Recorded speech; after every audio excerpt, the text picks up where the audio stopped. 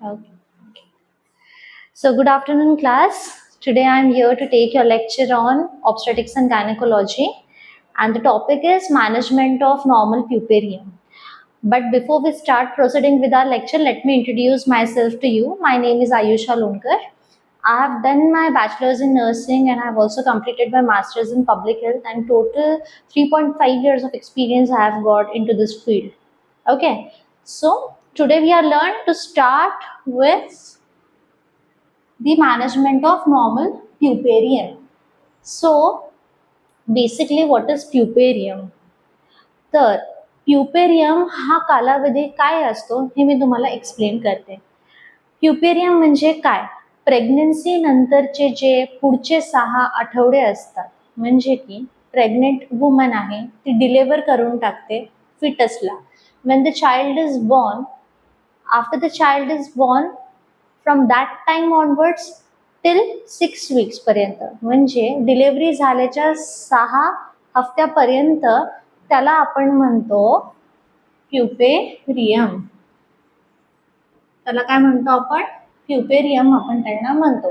So या puerperium मध्ये काय असतं माहिती आहे का? या प्युपेरियम मध्ये खूप सारे बदल घडत असतात एखाद्या स्त्रीच्या शरीरामध्ये. फॉर एक्झाम्पल, जेव्हा एक स्त्री गरोदर असते, प्रेग्नेंट असते, तेव्हा तिचं ॲब्डोमेन पुढे असतं, त्याच्यामधले ऑर्गन्स ॲडजस्ट करतात just because to accommodate the child. जे आपलं बाळ आहे त्या बाळाला अकोमोडेट करण्यासाठी जागा पुरेशी असणे गरजेचं आहे, म्हणून युटरस पण काय होतं, वाढत जातं. युरिनरी ब्लॅडर्स ॲडजस्ट होतात, दुसरे आपले अवयव असतात, दुसरे आपले ऑर्गन्स असतात ते ॲडजस्ट करतात.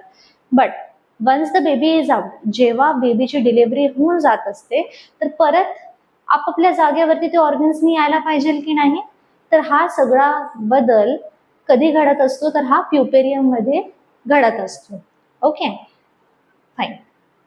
So now we will learn about what is involution. Involution. So involution म्हणजे काय आहे की स्त्रीचे जे अवयव आहेत, स्त्रीचे जे ऑर्गन्स आहेत, म्हणजे युट्रस झालं, तिचं वजायनल स्ट्रक्चर झालं, पेरिनियम झालं, दुसरे इम्पॉर्टंट ऑर्गन्स झाले, ते बॅक टू नॉर्मल जेव्हा येतात ना,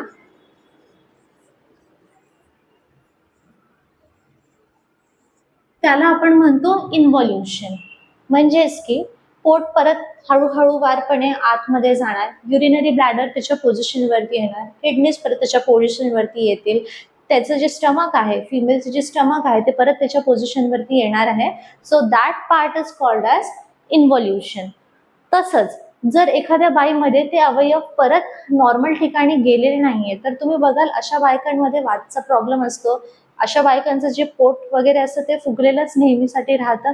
का फुगलेलं राहतं? जस्ट बिकॉज त्यांचे ऑर्गन्स जे आहेत ते परत आपल्या ओरिजिनल जागेवरती आलेले नाहीये. तर अशा प्रकारे आपण त्या गोष्टीला काय म्हणतो? आपण म्हणतो सब इन्व्होल्युशन.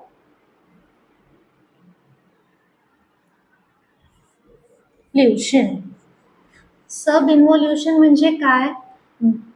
नॉट बॅक टू नॉर्मल, म्हणजे की they are not getting properly reversed, not reversed at original place,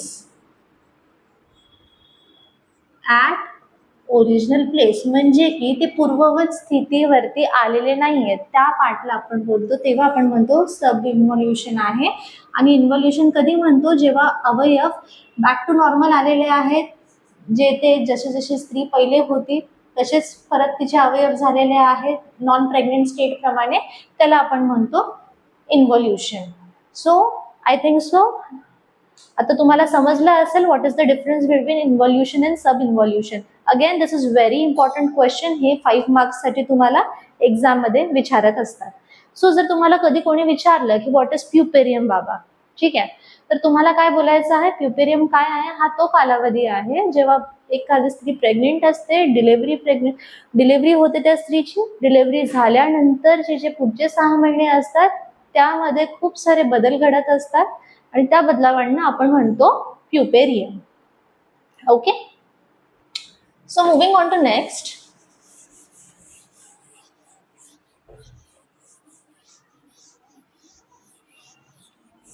आता आपण बघणार आहोत की प्रिन्सिपल ऑफ मॅनेजमेंट काय आहे या प्युपेरियमचे. Now we are going to learn about the principles of management of puerperium. Principles of management काय आहेत, म्हणजे की सिद्धांत काय आहे प्युपेरियम मॅनेज करण्यासाठी. पहिला सिद्धांत हा आहे, का अवश्य आहे प्युपेरियम, की जेवढे पण ऑर्गन्स आहेत ते रिस्टोर व्हायला पाहिजेत म्हणून, ठीक आहे, proper restoration of the vital organs. Second is your prevent infection. या प्युपेरियम मध्ये सर्वात important is to prevent infection. तर प्युपेरियम मध्ये इन्फेक्शन कसं काय होऊ शकतं सांगा मला. Because the reason is Wien the baby is out from the delivery, at that time आपण वुमनला स्टिचेस करत असतो, एपिसिओटॉमी देत असतो, वजायनल टिअर होत असतात, बरोबर आहे. त्यानंतर परत काय, जर काही सर्जिकल प्रोसेस असेल तर त्यामुळे पण, सिझेरियन झाली असेल तर त्यामुळे पण, तर ते जे काही टाके आहेत तिथे जे काय म्हणजे आपण ओपनिंग केलेली आहे एक्स्ट्रा कट वगैरे करून स्टिचेस वगैरे टाकून, त्या एरियाची आपल्याला प्रॉपर केअर घ्यावी लागते. आणि जर तुम्ही प्रॉपर केअर नाही घेतली आहे देन प्रॉब्लेम काय होणार आहे की पेशंटला इन्फेक्शन होईल, मदरला इन्फेक्शन होईल. आणि सायमल्टेनियसली जेव्हा मम्मी बाळाला ब्रेस्ट फिडिंग करणार आहे, फिडिंग करेल, ॲट दॅट टाइम तिथे इन्फेक्शन पण बेबीला पण पास ऑन करू शकते. म्हणून इट इज व्हेरी इम्पॉर्टंट, हा एक एकदम इम्पॉर्टंट सिद्धांत आहे to prevent infection in the mother. Third important is to take care of the breast including promotion of breast feeding. You have to take care of breasts.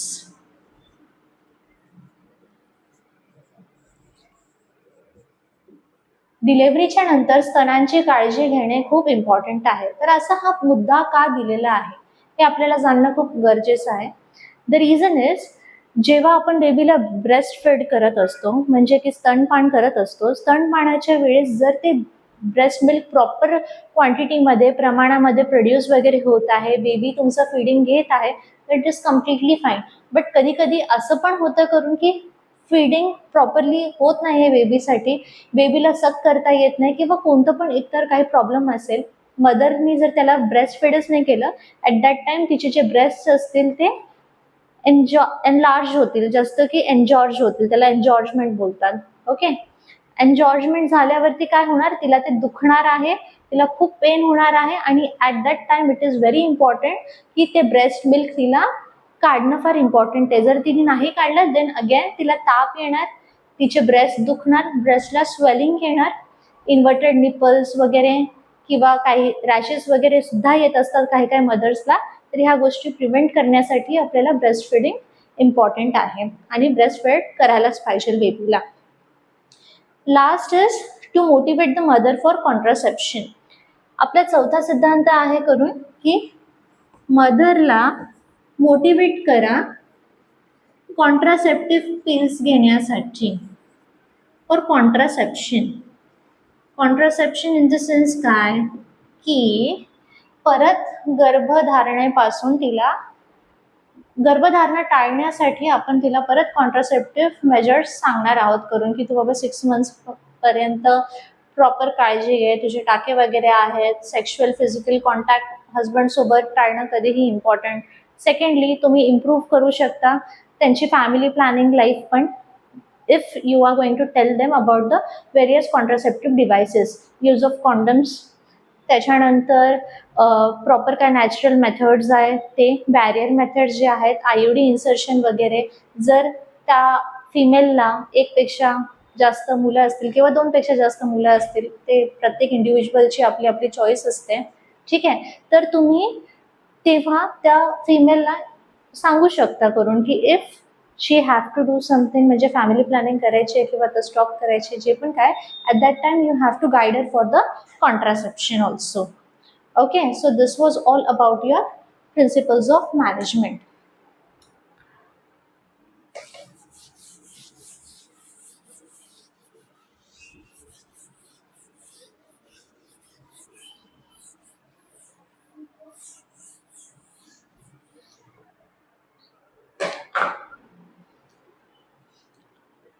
Next is your immediate care.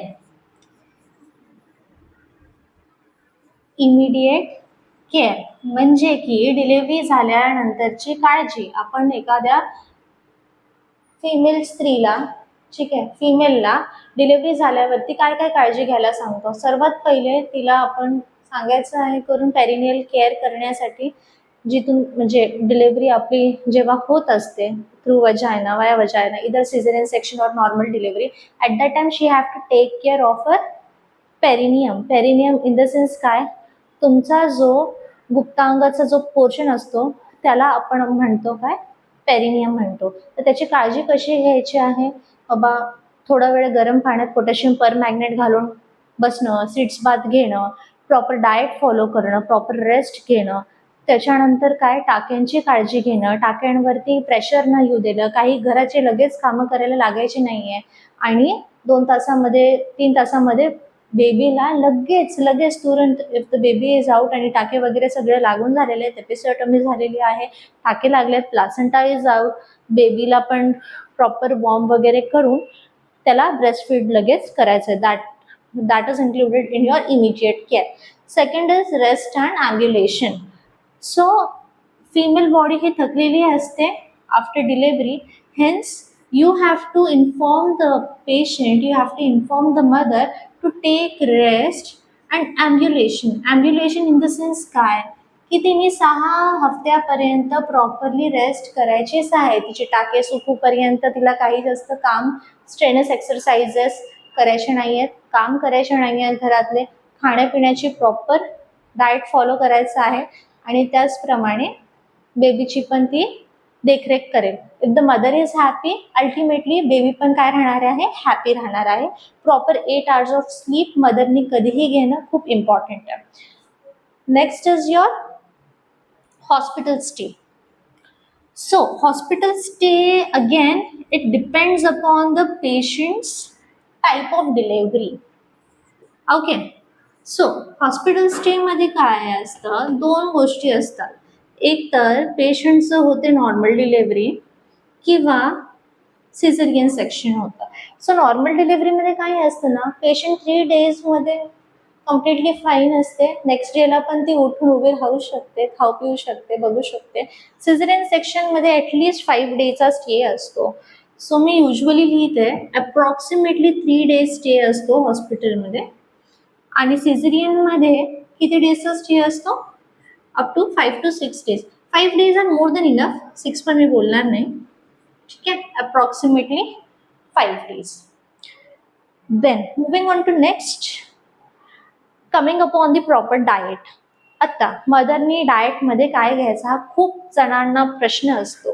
तर मी तर बोलेल, आणि even doctors पण हाच सल्ला देतात, if you will see the WHO guidelines and CDC guidelines, mother can have anything in the sense she can have a balanced diet. पण ते बॅलन्स डाएटमध्ये तिला जे आवडतं तुम्ही तिला ते आता खाऊ द्या. बिकॉज काय काय सासूबाई कशा असतात ना, ते बोलतात कारण की नाही बाबा हे नका खाऊ, तू थंड नको खाऊ, बाळाला सर्दी होणार, तू गरम नको खाऊ, बाबूला गरम होणार, अशा काही गोष्टी असतात, असं ते बोलतात. पण तसं नाही आहे. तुम्ही तिला व्हेज आवडते तर व्हेज खायला द्या, नॉनव्हेज पाहिजे तिला, ज्यूस पाहिजे, फ्रूट्स पाहिजे, तिला जे वाटेल ते खाऊ द्या, except junk food, because junk food is not healthy choice. So influence her to eat a balanced diet, influence her to eat fruits, influence her to eat vegetables also, so that she will stay fit mentally पण physically पण. Promote exercises, पण लगेचच exercise करायची एका फिमेलने असं नाही आहे. मदरला लगेच एक्सरसाइज करू नका देऊ, थोडंसं रेस्ट वगैरे करू द्या. And once she is back to normal after 6 weeks she can do her regular activities also. Okay, then sleep. Again, sleep is very very important. 8 to 10 hours of sleep तिने घेणं फार गरजेचं आहे, even though she is handling a baby. ना आता it is mother's choice आणि मदरवरती depend करतं की how she is managing a time. जर ती बेबीला सकाळची पूर्ण झोपत आहे तर बट ऑब्व्हियसली बाळ रात्री जागणारच आहे, बरोबर आहे. तर म्हणून बाळाला सकाळी जास्त झोपू नका देऊ, त्याला कुठल्या तरी ऍक्टिव्हिटीज मध्ये इन्व्हॉल्व्ह करून ठेवा, त्याच्याशी बोला, गप्पा वगैरे मारा. आणि जो रात्रीचा टाइम आहे तेव्हा त्यालाही आराम म्हणजे पडेल आणि तो पण मस्तपैकी झोपेल. म्हणजे काय, तो रडणार नाही मध्ये मध्ये किंवा काही प्रॉब्लेम होणार नाही असं. एव्हरी 2 आवर्सली मदरला तर ब्रेस्ट फीड करायचं आहे, त्याच्यामध्ये no choice she has got. But जेवढं पण पॉसिबल आहे, she need to take a rest, she need sleep also for a healthy body. Okay, next is your care of bladder. Care of bladder again, just a moment, let me rub this up.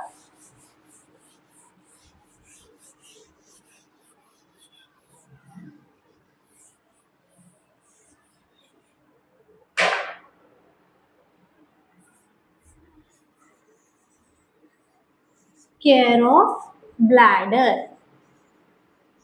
आता ब्लॅडरची care कशी करणार? So what is bladder? Bladder is nothing but your urinary bladder. The patient is encouraged to pass urine following delivery. If fails, then catheterization should be done. Okay, delivery झाल्या झाल्या लगेच पेशंटला motivate करा to युरिनेट, urine pass करण्यासाठी motivate करा. आणि जर पेशंटला युरिनेशन मध्ये प्रॉब्लेम होत आहे, तिला युरिन पास करता येत नाही due to pain or any other reason, लगेच तिला काय करा, कॅथेटरायझेशन करा. What is catheterisation? It is nothing but आपण एक युरिनरी ट्यूब इन्सर्ट करतो पेशंटच्या युरिनरी ब्लॅडरच्या इथे, आणि मग ते वॉइड करायला त्यांना सोपं पडेल आणि पिशवीमध्ये त्यांची जी युरिन आहे ती इकट्ठा होईल, साठेल. Okay, next is your care of perineum. Care of perineum again आपला जो गुप्तांग आहे, फिमेलला मदरला बोलायचं आहे की गुप्तांगाची कशी केअर करायची आहे. तर तिथे जास्त प्रेशर देऊन बसायचं नाही आहे, म्हणूनच प्रॉपर सिटिंग करायची आहे. Then comes your guider for sitz bath. So what is sitz bath? आपण एक छोटंसं बेसिन टाईप घेतो, बाउल घेतो, त्याच्यामध्ये पोटॅशियम पर मॅग्नेट किंवा अदर मेडिकेशन आपण पुट करणार आहोत, थोडंसं वॉर्म वॉटर, आणि त्या मदरला मोटिवेट करायचं आहे त्याच्यामध्ये बसण्यासाठी. ठीक आहे, जेणेकरून तिच्या त्या भागाला फार आराम पडेल. जे काही दुखापत असेल, जे पण काही पेन वगैरे होत असेल, तर तिला तो पेन जे काय थोड्या वेळेसाठी तो रिलीफ होईल आणि तिला पण थोडंसं रिलॅक्सेशन भेटेल. तर motivate for sitz bath also. काय मेडिसिन्स लावायचे असतील, लाईक सर्जिकल साईट तिथे असते, म्हणजे सर्जरी केल्यामुळे किंवा सुचर्स असल्या कारणाने, टाके असल्या कारणाने ना, तेव्हा पेशंटला तिथे मेडिकेशन्स कसे लावायचे आहेत हे सर्व काय आपलं ॲज अ नर्सचे रोल्स अँड रेस्पॉन्सिबिलिटीज आहे, तिला ते एक्सप्लेन करणं. Next is well baby care. So well baby care. So what is well baby care? तर वेल बेबी केअर काय आहे बघा. Care of the baby should be explain and direct her to the paediatrician. आता care of the well baby care in the sense काय, बेबीची म्हणजे बाळाची चांगल्या रीतीने देखरेख करणं. तर त्याच्यामध्ये त्याचं प्रॉपर ब्रेस्ट फीड करणं, त्याला प्रॉपर रीतीने झोपवणं, त्याला मम्मीफाय करणं इन द सेन्स काय, बाळाला कसं गुंडाळायचं आहे, त्याला जास्त उघड्यावरती सोडायचं नाहीये, नाहीतर थंडी ताप भरून येणार. या सर्व गोष्टींची काळजी घेणं, हे सर्व काही इन्क्लुडेड आहे तुमच्या वेल बेबी केअरमध्ये. पिडियाट्रिशियन सोबत मदरला भेटवून देणं, पिडियाट्रिशियन मग त्यांना एक्सप्लेन करणार आहे की त्यांचे वॅक्सिनेशन्स कधी कधी आहेत, बाळाला कधी टीकाकरण करण्यासाठी आणायचं आहे, लसीकरण करायचं आहे, कोणतं लसीकरण करायचं आहे, कधी करायचं आहे, ते सर्व कार्ड वगैरे घेणं, त्या पेशंटला देणं, हे तुमची जबाबदारी आहे as a nurse. So that all comes under your well baby care.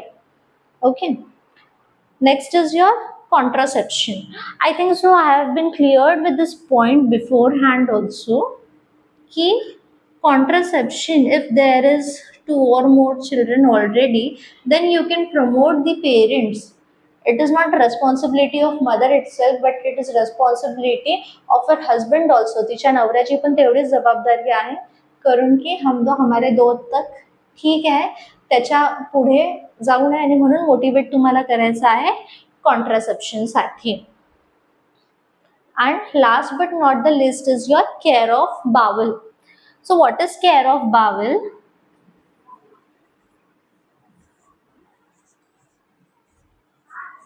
Care of bowel in the sense पेशंटला डिलिव्हरी नंतर पेन असणारच आहे, हे आपण टाळू शकत नाही. ठीक आहे, तर तेव्हा ती युरिनेट करण्यासाठी किंवा आपलं जे एक्सक्रिशन करण्यासाठी म्हणजे स्टूल पास करण्यासाठी, मोशन पास करण्यासाठी खूप अनकम्फर्टेबल असते because of constipation, because of pain etcetera. म्हणून तुम्ही त्यांना काय द्या, लॅक्झेटिव्स द्या. मदरला काहीतरी लॅक्झेटिव्स द्या, फायबर रिच डाएट द्या, so that easy passage of stools होतील. म्हणजे जी काय आपली लॅट्रिन आहे ती सोप्यारित्या बाहेर पास होईल. इझी पासेज ऑफ लॅट्रिन और स्टूल्स. ठीक आहे, इझीरित्या ते पास ऑन होतील आणि तिला काही डिफिकल्टी होणार नाही. So I think so it is clear till here. तर आता आपण आतापर्यंत काय काय बघितलं आहे? We have seen the definition. आपण डेफिनेशन बघितलं प्युपेरियमचं, त्याच्यानंतर आपण पर्पजेस, प्रिन्सिपल्स बघितले आहेत प्युपेरियमचे.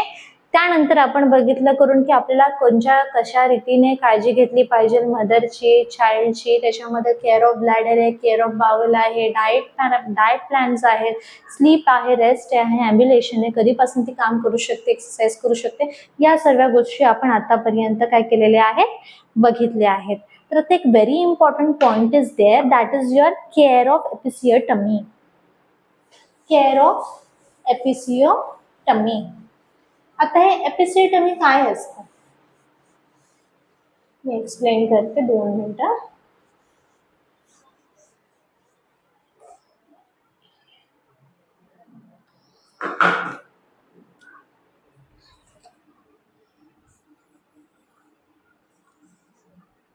Care of episiotomy. Episiotomy, it is nothing but it is a surgical tear आपण करतो आहोत. एक सर्जिकल टिअर म्हणजे स्वतःहून टिअर करतोय. Like for example, if this is the mother's vagina, ठीक आहे, इथून बेबी आउट होणार आहे. ॲट दॅट टाइम वजाना आणि हा पेरिनियमचा पार्ट खूप छोटा असतो, बरोबर आहे. तर जर बेबी डायरेक्टली तिने जेव्हा प्रेशर दिले, तिने जेव्हा कळा दिल्या, ठीक आहे, तर लगेच बेबी असं बाहेर होणार. तर इथे काय होणार आहे, तिचं रेक्टम पण फाटू शकतं, बरोबर आहे. पण हे टाळण्यासाठी आपण काय करतो माहितीये का, डॉक्टर्स आणि नर्सेस काय करतात, एक टिअर देतात, एक कट देतात, एक छोटासा सर्जिकल टिअर, एक सर्जिकल कट देत असतात, ज्याला आपण म्हणतो एपिसियोटमी. मग ते इथे देतील किंवा ह्या साईडला देतील किंवा इथे देतील. ठीक आहे, या टिअर दिल्या कारणाने काय होणार आहे, म्हणजे आपण मुद्दाम जाणून बुजून इथून आपण एक स्पेस क्रिएट करत आहोत बाबूसाठी बाहेर यायला इझी पडेल त्यामुळे. ठीक आहे, आणि मग once the baby is out, once the placenta is out, आपण काय करणार आहोत, सुचर करतो. ह्या पोर्शनला ना आपण ना टाके मारतो. ठीक आहे, एवढे नाही मारत, एकतर इथे आपण कट दिला असेल तर तिथे मारतो, किंवा जर इथे दिला असेल तर इथे आपण ऑप्शन टाके मारून देतो. ठीक आहे, तर केअर ऑफ एपिसियोटमी मध्ये काय, अगेन ह्या सुचरच्या ठिकाणी, या सुचरच्या ठिकाणी तिला काहीतरी मेडिसिन्स, ऑइंटमेंट्स अप्लाय करायचे असतात. ठीक आहे, डॉक्टरच्या सल्ल्यानुसार. का करायचे असतात apply, to prevent again infection. जर तिथे प्रॉपर औषधं पाणी लावलेलं नाही आहेत, अँटीबायोटिक्स लावले नाहीत, काय नाही, तर देर आर चान्सेस की इन्फेक्शनचा खतरा वाढेल त्या पेशंटमध्ये, मदरमध्ये, आणि अगेन तिला ताप वगैरे काहीही प्रॉब्लेम होऊ शकतो. So that is what your episiotomy care. Okay, so आता ह्याच्यामध्ये येते आपली रीडा असेसमेंट. आता एपिसियोटमी केअरच्या अंडरच येतं रीडा असेसमेंट. हे खूप इम्पॉर्टंट आहे. रीडा,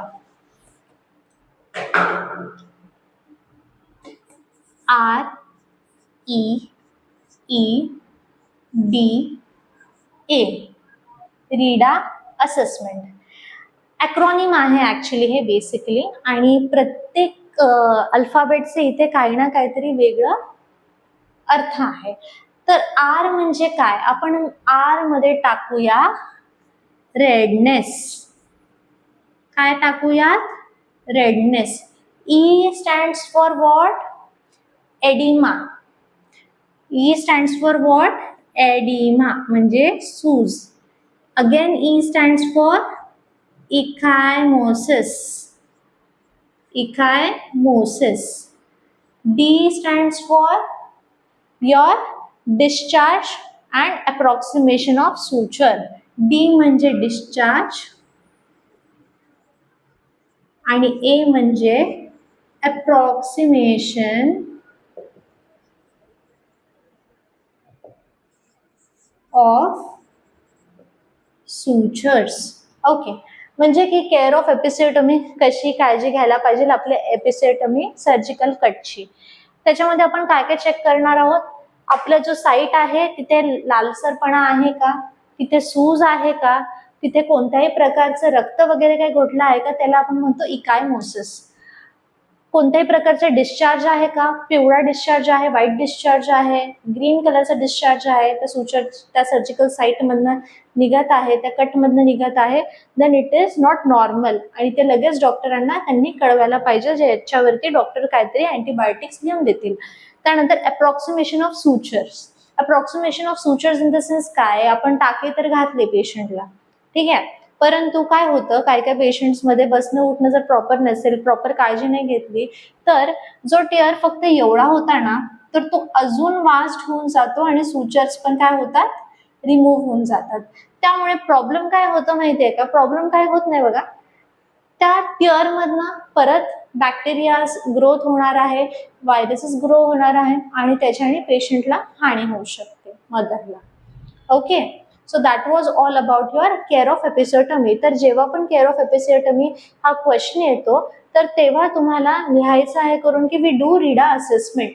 रीडा असेसमेंट, ठीक आहे. काय काय आपण चेक करत असतो, त्यामध्ये रेडनेस चेक करतो, स्वेलिंग चेक करत असतो, कोणत्याही प्रकारचं रक्त वगैरे काय गोठलं आहे का, तिथे रक्ताचा साठा झाला आहे का, इकायमोसिस झाला आहे का, काही डिस्चार्ज आहे हे, आणि अप्रॉक्सिमेशन ऑफ सुचर म्हणजे सुचर जसे आपण मारले होते ते तसेच आहेत किंवा त्या व्यतिरिक्त काही प्रॉब्लेम होत आहे का पेशंटमध्ये, ठीक आहे, किंवा तो टिअर जास्त वाढला आहे का, ते आपण केअर ऑफ एपिसेटोमी मध्ये सांगत असतो. Okay, so that was all about your care of episiotomy. Then comes your immunization, very important part again. So what is immunization? Immunization is nothing but लसीकरण. लसीकरणला आपण म्हणतो इम्युनायझेशन.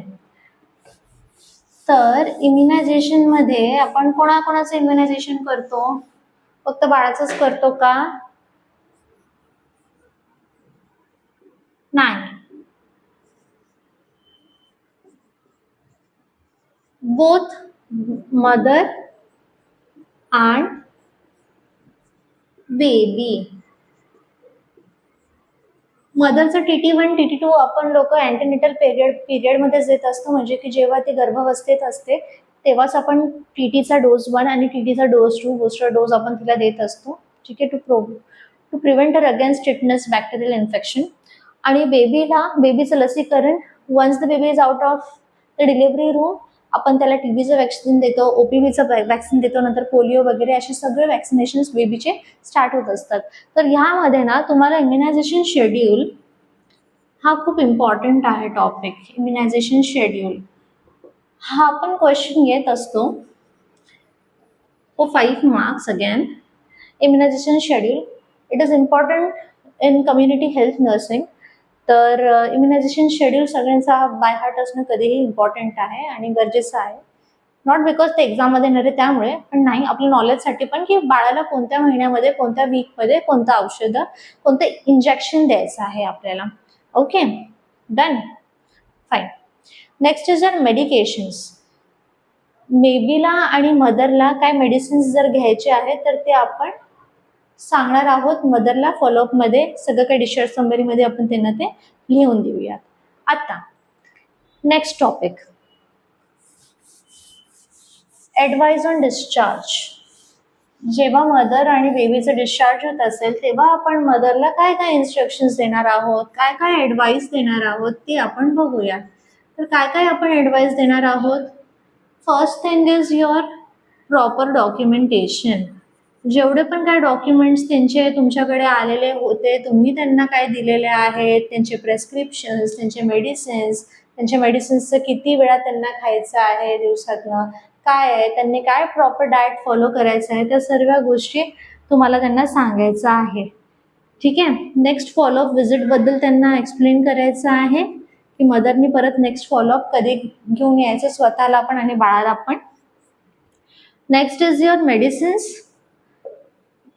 मदरनी कोणत्या मेडिसिन्स कधीपर्यंत घ्यायचे, किती वेळा घ्यायचे, फ्रिक्वेन्सी काय, डोसेज काय आहे, ड्युरेशन काय आहे, ते सर्व काही. आणि ॲडवाइसमध्ये अजून आपण काय देणार आहोत, ब्रेस्ट फिडिंग कधीपर्यंत करायची आहे, प्रॉपर 6 months करायची आहे. आणि समटाइम्स इट हॅपन्स की मदरमध्ये ब्रेस्ट फिडिंग म्हणजे लाईक मिल्क प्रोडक्शन जास्त नसतं. ठीक आहे. तर अशा मदर्सला we motivate for formula drinks. Formula drinks in the sense काय, बाळाला आपण बाटलीतलं दूध वगैरे देतो. खूप सारे सॅरेलॅक झालं वगैरे, ठीक आहे, प्रोलॅक्टिन झालं, हे ते असे खूप सारे हे असतात म्हणजे फॉर्म्युला मिल्क असतात जे फक्त पावडर मिक्स करायचे आणि बाबूला द्यायचे. ओके. तर अशा मदर्सला आपण ते घेण्यासाठी मोटिवेट करतो. ठीक आहे. त्यानंतर अजून आपण कशासाठी मोटिवेट करतो, ॲडवाइस करतो, कॉन्ट्रासेप्शनसाठी करतो. हा पॉईंट मी खूपदा एक्सप्लेन केला आहे म्हणून मी परत या पॉईंटला आता टच करत नाही. अजून काय,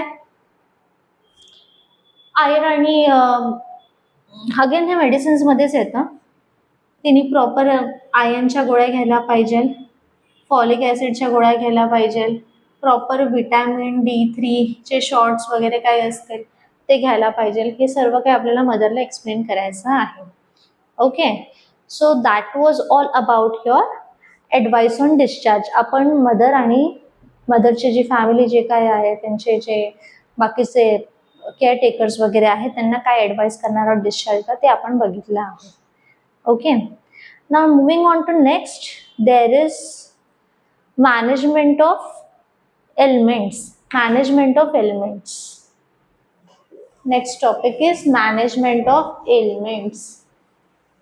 हा टॉपिक मी एकदम इन डेप्थ माझ्या प्रिव्हियस क्लासमध्ये घेतला होता when we were studying about normal pregnancy and its management.